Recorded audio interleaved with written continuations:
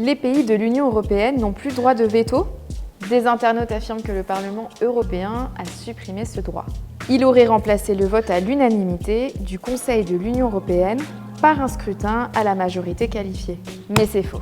Une résolution récente du Parlement propose bien de modifier le mode de scrutin dans certains cas au sein du Conseil de l'Union européenne, qui est composé des ministres des États membres. Actuellement, selon les sujets, certains votes se font à l'unanimité et d'autres à la majorité.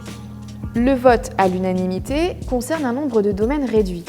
La politique étrangère et la sécurité commune, la citoyenneté ou l'adhésion à l'Union européenne, par exemple.